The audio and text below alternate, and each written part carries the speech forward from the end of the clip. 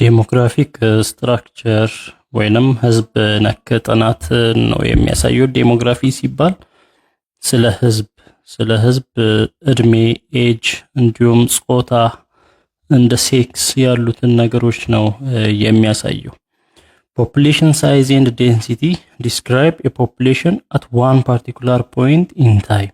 ያው ስለ ፖፑሌሽን ሳይዝ አይተናል፣ ዴንሲቲ አይተናል። ፖፑሌሽን ሳይዝ ስንል በዛ አካባቢ ላይ የሚኖረው የአንድ ኦርጋኒዝም ፖፑሌሽን ወይንም መጠን ነው፣ ቁጥሩን ነው የሚያሳየው። ዴንሲቲ ደግሞ ከኤሪያው አንፃር በአንድ አካባቢ በዛ ኤሪያ ምን ያህል ፖፑሌሽን ይኖራል እና ፐር ሜትር ስኩዌር ወይንም ፐር ኪሎሜትር ስኩዌር ነው። ነምበር ኦፍ ፖፑሌሽን ወይንም ፖፑሌሽን ሳይዝ ፐር ኤሪያ እንደማለት ነው ዴንሲቲ። ይሄም የሚያሳየው እነዚህ የሚያሳዩት ፖፑሌሽንን አት ዋን ፓርቲኩላር ፖይንት ኢን ታይም ነው። የሆነ ፖይንት ላይ የሆነ ጊዜ ላይ ያለውን አሁን ቁጥር ስንል 10 ሚሊዮን ህዝብ አለ ከተባለ 10 ሚሊዮን በዛ ጊዜ የነበረውን በዛች ታይም በዛች ፓርቲኩላር ታይም የነበረውን ህዝብ ነው የሚያሳየው። whereas demography describes the dynamics of a population። ወደ ዲሞግራፊ ስንመጣ ግን እንደ እድሜ እንደ ጾታ ያሉ የተለያዩ መረጃዎችን ስናይ ተለዋዋጭ የሆነውን የህዝብን መረጃ ነው የሚያሳየው። ዴሞግራፊክ ፓራሜተርስ ዛት ሳይንቲስትስ ዩዝ ኢንክሉድ ፖፑሌሽን ሳይዝ። አሁን ምን ይይዛል ዴሞግራፊክ ፓራሜተር ስንል ፖፑሌሽን ሳይዝ የህዝቡን መጠንም ይይዛል። ክሩዝ ዴዝ ሬት የሚሞት ሰው መጠን ወይንም ቁጥር፣ ፖፑሌሽን ግሮውዝ ሬት የእድገት መጠን፣ ፖፑሌሽን ዴንሲቲ የህዝብ ዴንሲቲ ወይንም ክምችት፣ ኢንፋንት ሞርታሊቲ ሬት የህፃናት 1 ዓመት ሳይሞላቸው የሚሞቱ ህፃናት የሚሞቱት መጠን፣ ፈርቲሊቲ ሬት የሚወለደው የልጅ ቁጥር፣ ክሩድ በርዝ ሬት ውልደትን፣ ማይግሬሽን ስደትን፣ ላይፍ ኤክስፔክታንሲ የእድሜ ጣሪያን እነዚህን የሚይዝ ነው ዴሞግራፊ ስንል እና እያንዳንዱን ስናወራ ክሩድ በርዝ ሬት ማለት the number of live births per 1000 people in a year በአንድ ሺህ ፎርሙላውን በምንይዝበት ጊዜ ክሩድ በርዝ ሬት ማለት አዲስ የተወለዱ ልጆች ወይንም ህፃናት አዲስ የተወለዱ ኒው በርዝ አለ ሲካፈል ለቶታል ፖፑሌሽን እዛ አካባቢ ላይ ያለው ቶታል ፖፑሌሽን ሲባዛ በአንድ ሺህ ነው። ስለዚህ ከአንድ ሺህ አንፃር ነው per 1000 people in a year ነው ምን ያህል ልጆች ተወለዱ ወይንም ምን ያህል ውልደት ሆነ የሚለው። ክሩዝ ዴዝ ሬትም ይሄ ደግሞ መሞትን ነው የሚያሳየው is the yearly annual number of deaths per 1000 people። ይሄም በአንድ ሺህ ሰው ነው ምን ያህል ሰው ሞተ። ክሩድ ዴዝ ሬት ሲባል የሞተው ሰው ቁጥር አለ ሲካፈል ለአጠቃላይ ህዝብ ቶታል ፖፑሌሽን ሲባዛ በአንድ ሺህ አድርገን ነው የምንይዘው። ይሄ ክሩድ ዴዝ ሬት ይባላል። ኢንፋንት ሞርታሊቲ ሬት የሚባለው ደግሞ ኢንፋንት ማለት እድሜያቸው 1 ዓመት ያልሞላ ማለት ነው። refer to the annual number of deaths of children aged less than a year old። ስለዚህ 1 ዓመት ሳይሞላቸው ሞርታሊቲ ማለት መሞት ነው የሞቱ ልጆች ቁጥር። ይሄም ከ1000 ቁጥር አንፃር ነው የሚሰራው። ላይፍ ኤክስፔክታንሲ ደግሞ is a measure that interests many people። ብዙ ሰዎችን የሚይዝ ነው እና የሚያሳየው it refers to the number of years that a human being can live in relation to the current mortality rate። አሁን ያለው የሞት መጠን አለ በዛ አካባቢ ወይንም እንደ ሀገርም በዛ ሀገር ያለው ሞርታሊቲ ሬት አለ ከሌላ ሰው አንፃር የእድሜ ጣራ ይሰራል ማለት ነው። በአቨሬጅ ወይንም በአማካይ ከፍተኛ እድሜ ወይንም የሚኖርበት እድሜ አንድ ሰው የሚኖርበት እድሜ ስንት ዓመት ነው የሚለውን የሚያሳይ ነው ላይፍ ኤክስፔክታንሲ። ፈርቲሊቲ ሬት ደግሞ is a measure of the number of children born የሚወለዱ የልጆችን ቁጥር። ፈርቲሊቲ ፈርታይል ማለት መወለድ የሚያሳይ ነው። የሚወለዱ የሰዎችን ቁጥር የሚለካ ነው፣ የልጆችን ቁጥር። ሞርታሊቲ ሬት ደግሞ የፈርቲሊቲ ተቃራኒ ነው። is a measure of the number of people who die የሚሞቱ ሰዎች ቁጥር ሜዥር የሚያደርግ ነው። migration ስንል means the movement of people from one area to another area ይህ ስደት ነው። ስደት ማለት ከአንድ ቦታ ወደ ሌላ ቦታ የሰዎች ዝውውር ነው ማይግሬሽን። እና ማይግሬሽንን ኢሚግሬሽን አለ፣ ኢሚግሬሽን አይኤም አለ፣ ኢኤም አለ። እና አይኤም የሚያሳየው movement of people into an area to take up permanent residence ወደዛ አካባቢ የሚገቡትን ተሰደው የሚገቡትን ነው የሚያሳየው አይ በሚሆንበት ጊዜ አይኤም። ኢሚግሬሽን ደግሞ የሚወጡትን ነው የሚያሳየው refers to the movement of people out of an area ከዛ አካባቢ ለቀው የሚሄዱትን ሰዎች ቁጥር በቋሚነት ማለት ነው። ለጊዜው ሄደው የሚመጡትን ወይንም ለጊዜው መጥተው የሚሄዱትን ሳይሆን ፐርማነንት ሬዚደንስ የሚሆኑትን ወይንም ቋሚ ነዋሪ የሚሆኑትን ነው የሚያሳየው። አንድ አካባቢ መጥተው ቋሚ ነዋሪ የሚሆኑት ኢሚግሬሽን ይባላል። ከአንድ አካባቢ በቋሚነት ትተው የሚሄዱት ወደ ሌላ ቦታ ኢሚግሬሽን ይባላል። in demography age and sex are the most studied elements of population composition ያው በዲሞግራፊ እድሜና ጾታ በዋናነት ጥናት የሚደረግበት ነው ስለ ሰው ማለት ነው። it is the number of individuals in terms of sex and age in the population ስለዚህ በማህበረሰቡ ውስጥ ወይም ፖፑሌሽን ውስጥ እድሜና ጾታ የግለሰቦችን መረጃ የሚያሳይ እንደሆነ እናውቃለን። the age sex structure is an important factor that influences population growth የሰው እድገትንም ላይ ተጽዕኖ የሚያደርስ ነው ይሄ የእድሜና የጾታ ቁጥር።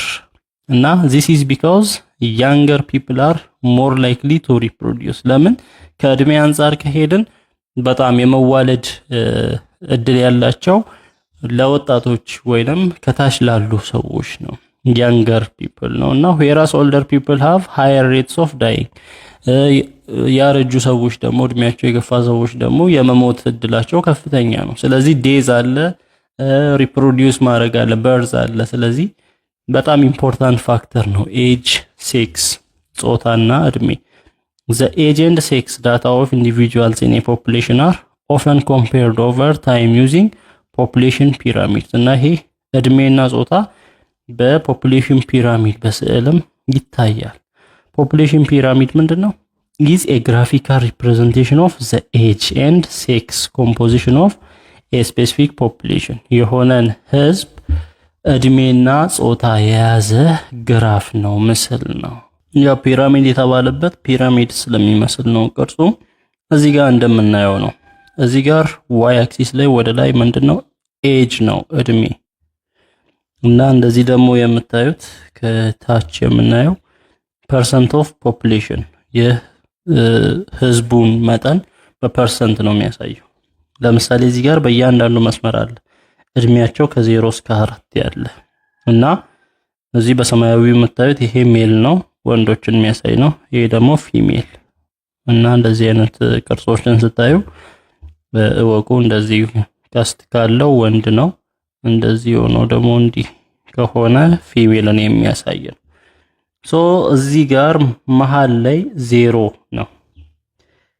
አሁን ሜሎችን ለማሳየት ብዙ ጊዜ በሌፍት በኩል በዚህ በግራ በኩል ወንድ ሲሆን በራይት በኩል በቀኝ በኩል ሴት ነው ኮንቬንሽናል የሚደረገው።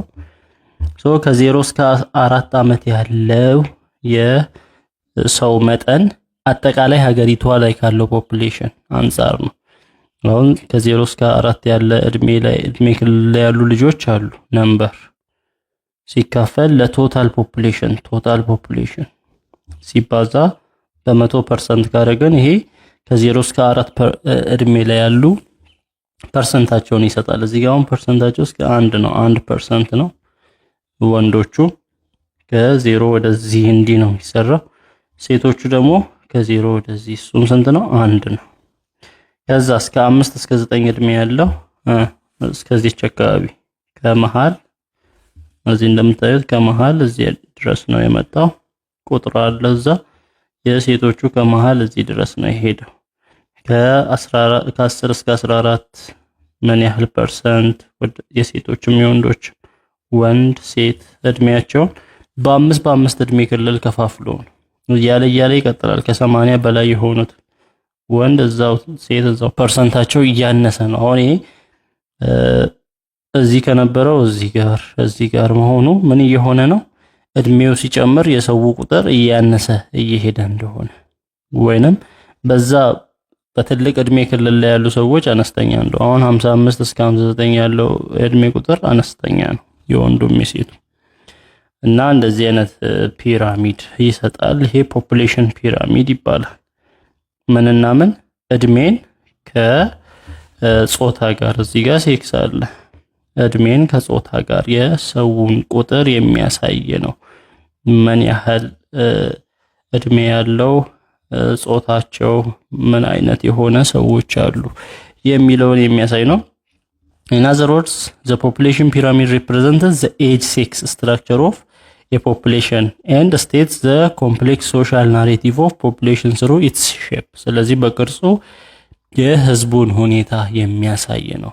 የጾታን እድሜን አንድ ላይ አጠቃሎ መረጃን የሚይዝ ነው። Demographers use these simple graphs to evaluate the extent of development for a given population in a country. እና ዴሞግራፈሮች ወይንም የህዝብ ጥናት አጥኚዎች ይሄንን መረጃ ወስደው ምን ያደርጋሉ?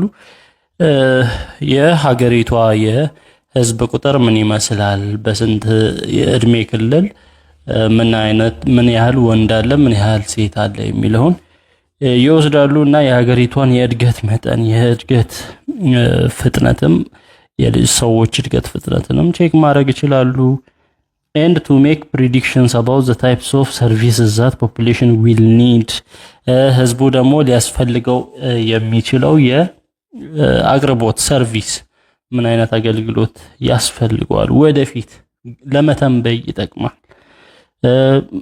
ከምን አንፃር ሲባል ስኩል ከትምህርት ቤት አንፃር፣ ሆስፒታል፣ ሆም ቤት፣ ሆስፒታል ምን ያህል ያስፈልገዋል የሚለውን ያ ማለት ነው። ለምሳሌ ይሄ 2022 ላይ የወጣ መረጃ ከሆነ ወይንም 2024 ላይ የወጣ መረጃ ከሆነ ከ4 አመት በኋላ ወይንም ከ5 አመት በኋላ 2029 ላይ ምን ይሆናል?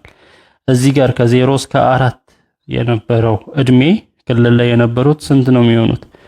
ከ5 እስከ 9 ነው የሚሆነው። በ5 አመት ውስጥ 5 መደመር ነው። 0 ላይ 5 5 4 ላይ 5 9 እድሜያቸው ከ5 እስከ 9 ይሆናል። ስለዚህ የዛሬ 5 አመት እድሜያቸው ከ5 እስከ 9 የሆኑ ይሄን ያህል ልጆች ይኖራሉ። ለነዛ ልጆች ምን ያህል ትምህርት ቤት ያስፈልጋል?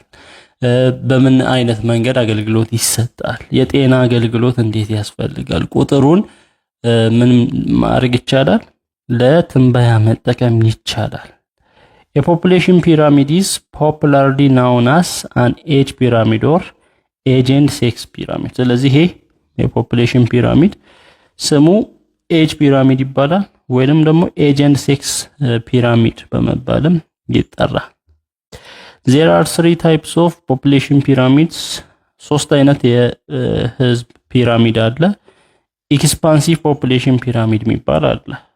ይሄ ፒራሚድ የሚያሳየው are used to describe populations that are young and growing. ይሄ የሚያሳየው ኤክስፓንሽን ፖፑሌሽን ፒራሚድ ያንግ የሆኑትን ገና ልጅ የሆኑትን የፖፑሌሽን ክፍል ያሳያል። በማደግ ላይ ያለውን ያሳያል። ለምሳሌ እዚህ ጋር እንደዚህ አይነት ነው ኤክስፓንሲቭ የሚባለው የፖፑሌሽን ፒራሚድ ማለት ነውና ከታች ሰፋ ብሎ ወደ ላይ እየጠበበ የሚሄድ ነው። ይሄ የሚያሳየው ምንድነው? ከታች ሰፋ ማለቱ ታች እድሜ ላይ ያሉት በጣም ብዙ ቁጥር ይይዛሉ። ከአጠቃላይ ከህዝቡ አብዛኛውን ፐርሰንት የሚይዙት ታች ያሉት ያንግ ኤጅ ላይ ያሉት ወይንም ገና በልጅነት እድሜ ላይ ያሉ ያንግ ኤጅ ላይ ያሉት ናቸው።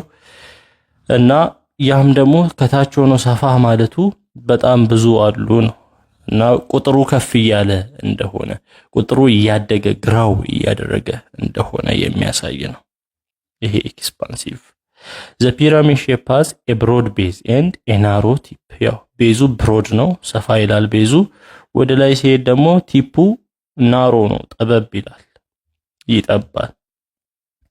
ኤክስፓንሲቭ ፖፑሌሽን ፒራሚድስ ሻው the presence of a larger percentage of the population in the younger age group። ያው ይሄ ኤክስፓንሲቭ የሚያሳየው በልጅነት እድሜ ላይ ያሉ ልጆች ብዙ እንደሆኑ ፐርሰንቴጃቸው ብዙ እንደሆነ ያሳያል።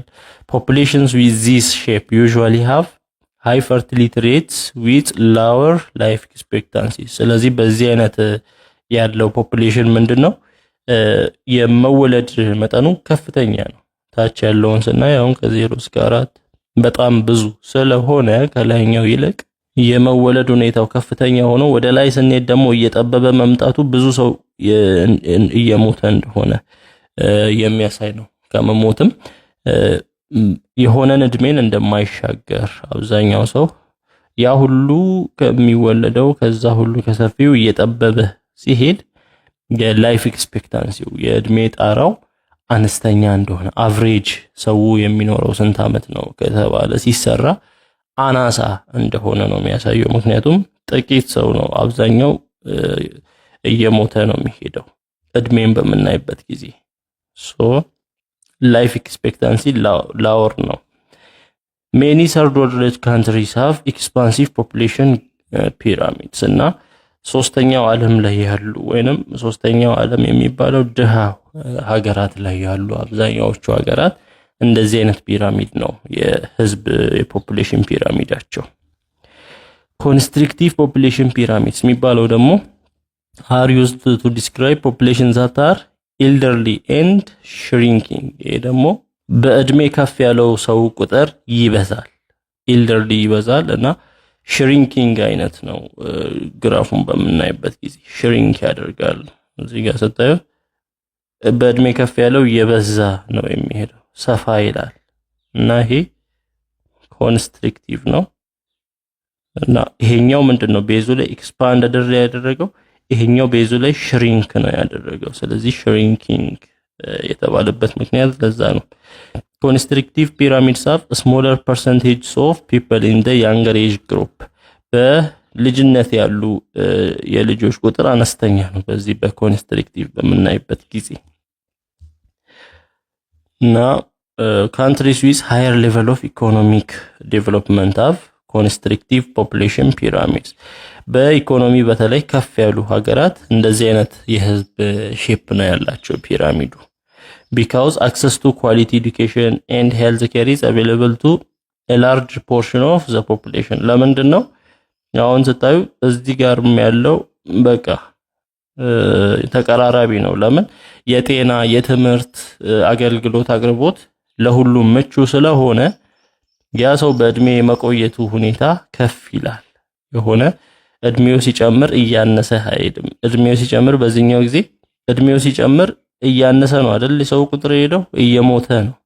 በዚህኛው ግን እድሜው ሲጨምር ብዙም እያነሰ አይደለም። ለምን ኢኮኖሚያቸው አሪፍ ነው፣ አሪፍ የጤና አገልግሎት ያገኛሉ፣ አሪፍ ትምህርት ጥራት ያለው ትምህርት ያገኛሉ። ኮንስትሪክቲቭ ይባላል። ሌላው ስቴሽነሪ ፖፑሌሽን ፒራሚድ አለ are used to describe populations that are not growing። ይሄ ደግሞ የማያድግ ከአመት አመት የማያድግ የህዝብ ቁጥር ነው የሚያሳየው።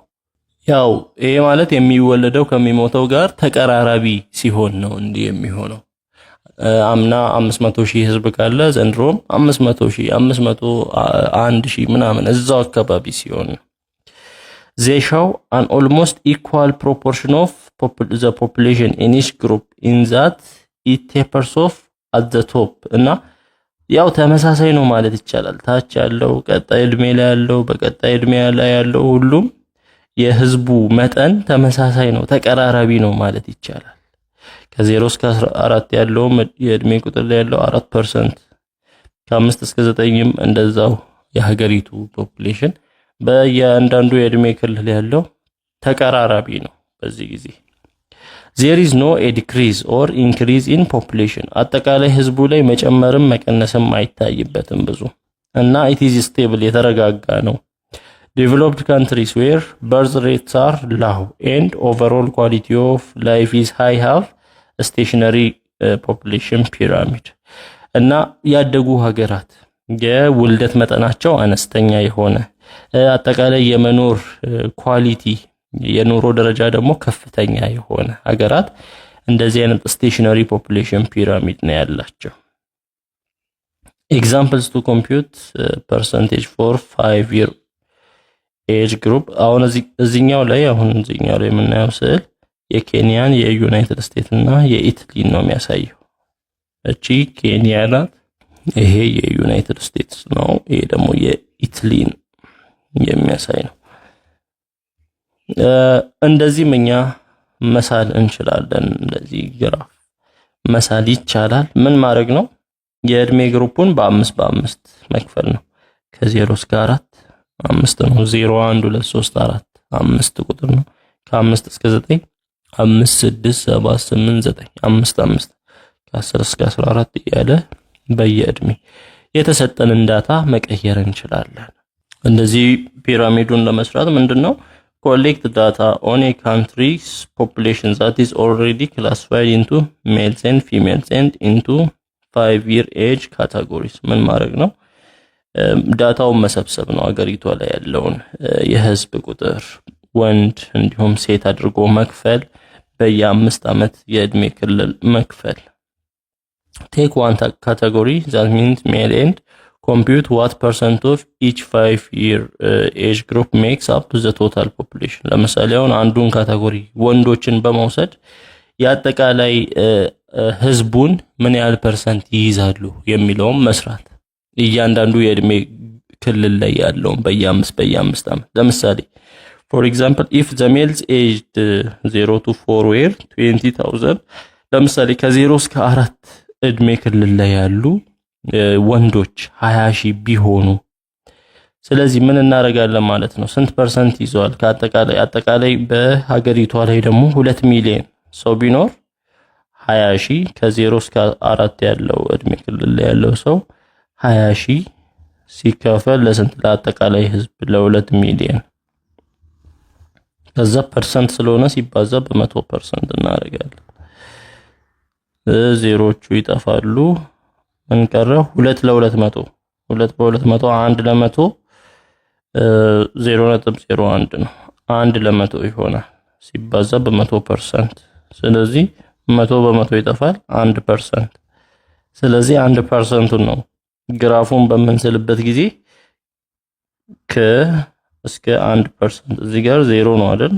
ከ0 ወደ ጎን 1% ይሄዳል። ወደዚህም 1 ወደዚህም 2 ሊሄድ ይችላል። ወደዚህም 2።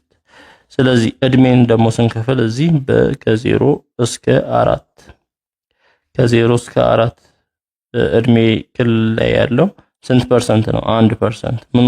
ወንዶቹ። ስለዚህ ወንዶች በዚህ በኩል ነው የሚሆኑት ብዙ ጊዜ።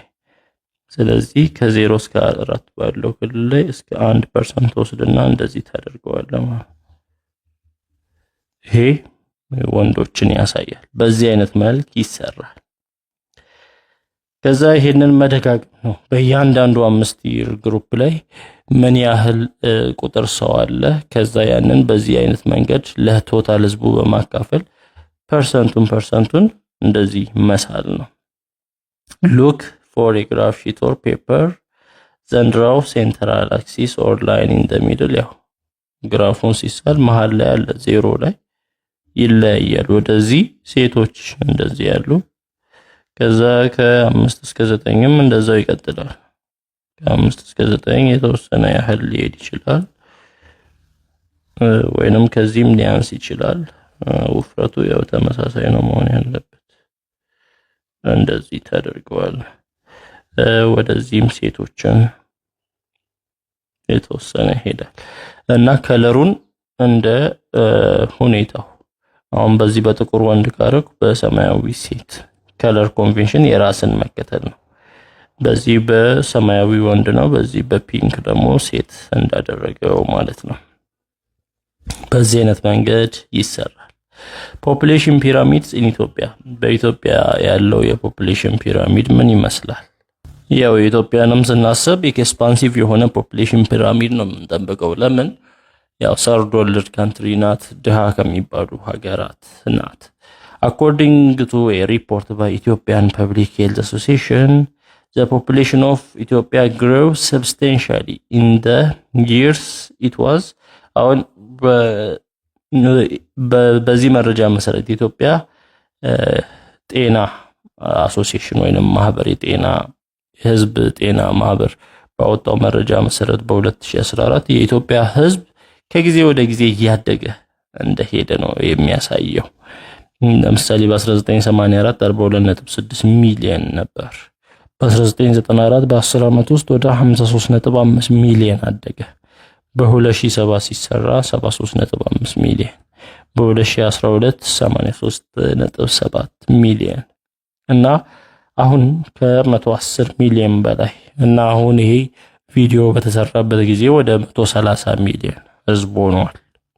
ሪሰንት መረጃ እንደሚያሳየው moreover the 2007 national population census indicated that Ethiopia has a younger population with 45% of its population under the age of 15 years and አሁን በ2007 የተሰራው የህዝብ ቆጠራ እንዳሳየው ከሆነ ኢትዮጵያ በጣም ወጣት ወይንም ታች በልጅነት እድሜ ክልል ላይ ያሉ ዜጎች በጣም ብዙ ዜጎች እንዳሏት የሚያሳይ ነው። ወደ 45% የሚሆነው ከአጠቃላይ ህዝብ 45% የሚሆነው ከ15 ዓመት በታች ነው እና ምን ያክል ልጆች እንዳሉ ያ ደግሞ ወደ ወጣትነት የሚቀየር በጥቂት ዓመታት የሚያደግና ምን ያክል ወጣት እንዳለ የሚያሳይ ነው። only 4.8% of its population aged 60 years or older እና ከ60 ዓመት በላይ የሆነ ሰው ቁጥር ደግሞ ከ4.8% የሚጠጋ ነው። ብቻ 4.8% እና ብዙም ያረጀ ሰው እንደሌለበት ነው የሚያሳየውና ይሄ የሚያሳየው ምንድነው? የሥራ ኃይል የመስራት ኃይል ቢሰራበት እምቅ የሆነ ችሎታ እንዳለ የሚነግር ነው። women between the age of 15 and 49 account for 23%. ሴቶች ብቻ ከ15 እስከ 49 እድሜ ክልል ላይ ያሉት ከአጠቃላይ ህዝቡ 23% ይይዛሉ። the Ethiopian population pyramid of 1984 and 2017 ይሄ 1984ቱ እንዲሁም ይሄ 2017ቱ የህዝብ ፒራሚድ ነው የሚያሳየውና ያው ኤክስፓንሲቭ የሆነ ፒራሚድ ነው የምንጠብቀው ድሃ ሀገር ስለሆነች ወይንም ሰርድ ወርልድ ካንትሪ ስለሆነች